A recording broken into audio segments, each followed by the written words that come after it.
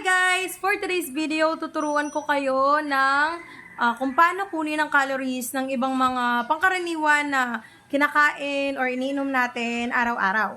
Okay? Sample lang ko kayo. Dito, yung kopi ko brown, grams, 1 sachet. Ito yung kalahati nito. Bali yung isang ganito na kopi ko brown is 120 calories siya. Ayan, kung makikita nyo. Yan, dito, yung sa mga, wait lang, picturean ko na lang, tapos pakita ko na lang sa inyo dito. Yan, makikita nyo dyan, yan, yung mga, mga binibili natin sa grocery, mga food, kape, juice, lahat yan, meron silang mga ganito, di ba? Dati kapag pumupunta ako sa groceries, yung tinitignan ko lang yung mga expiration date, ganyan. Ngayon, kasama na to, lahat. Naging conscious na ako dyan kasi minsan hindi natin alam sa iniinom lang pala natin, napakataas na ng calories nun. Naku, lalo na yung milk tea, ay, yun hindi natin makikita yun eh. Kumbaga kasi, syempre, dahil pag binili natin, wala naman siyang nakaganito kaagad, di ba? Naka-indicate na ganito. So, ang kailangan mo na lang gawin is mag-search ka sa Google o kaya sa MyFitnessPal kung gaano ba ano yung calories ng milk tea. Sa pagkakaalam ko, nasa 700 plus ata yun. No, tignan mo, isang milk tea lang yun. Samantalang dati, milk tea isa mas sa akin. Kasi kapag malungkot ako, milk tea, ganyan.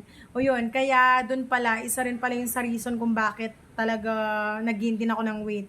Kasi hindi ako aware na sa simpleng pag-inom ko dun is mataas na pala yung calories. So, yun nga, dito makikita, no? Tapos meron kayong makikita dyan, yung sabi kasi dito, para maintindihan nyo, di ba dyan, yung serving size niya, 1 sachet, 26.5 grams. Yun nga, which is yung kalahati lang ha. Hindi po kasama tong isa. So, kung pareho mong balak inumin to sa buong araw, o 120 plus 120, di ba? 240. 240 calories nun. Yung makakonsume mo sa kape pa lang sa isang araw. Kaya, mas prefer ko pa rin talaga yung black coffee. Nasa 5 calories lang ata yun. Yun. Per every morning. Yan. Tapos ito naman sa mga ganito. Yan, sa mga ganito. Na rin lang dito picturean ko. Yan, ito. Sabi dito, serving size 15 grams. Ito naman every 15 grams. Syempre, 'di ba? Dahil yan, kasama lahat 'yan sa mga tinitimbang natin, ha. Lalo na kapag mag-uumpisa ka pa lang. Yung 15 grams nito is 70 calories siya. Tapos nakalagay dito, serving per package. Yan, kung makikita nyo. Serving per package, 14. So, ibig sabihin, yung kabuuan nito, pag nabili mo to sa, sa grocery, 70 calories times 14. Yun nun yung kabuuang calories niya. Yun. Ita-times mo siya sa serving per package niya, kumbaga, para makita mo kung magkano ba yung kabuuan na calories nito. No, guys? Yun, ganun siya tignan. Tapos, eto naman, next, eto. Ayan, pati yung mga sinigang mix, yan, yung mga ginagamit natin. Lahat yan meron. Eto naman, ilalagay ko rin dito. Yung calories niya, 6 calories siya. 6 calories. Syempre, madalas naman kapag gumamit tayo nito, isang buo, di ba? So, eto, sabi niya, 6 calories. Tapos yung, yung kanyang servings, 8. 8 servings. So, 6 times 8. Yun. Yun yung kabuang calories niya nun. No? 6 times 8, yun, 48 calories siya nun. Yun, ganun siya kunin. No, guys? Yan, yung mga ganito. Magiging na kayo niyan dito.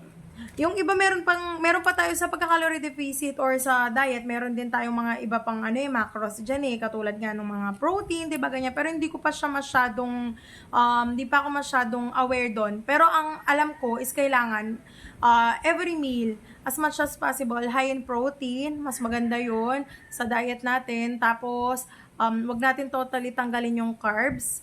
Limit lang. Yun nga, which is yung rice natin. Tapos, mas maganda yung mga high in fiber food kasi yung mga high in fiber, yun yung mga nakakabusog, yung katulad ng mga gulay, ganyan. Yun.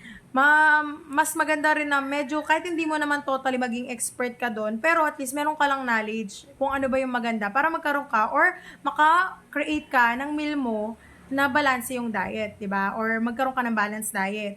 Para at least, healthy pa rin yung ginagawa mo kahit nagka-calorie deficit ka.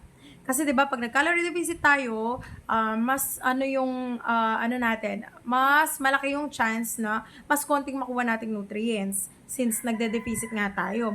Kaya as much as possible talaga is piliin na natin yung mas mga healthy. na food, ganyan. Pero hindi pa rin naman bawal tumikim ng mga nakasanayan natin or yung cravings natin. Basta limit lang. Yun, I hope nakatulong guys. Road to our weight goals soon, laba lang!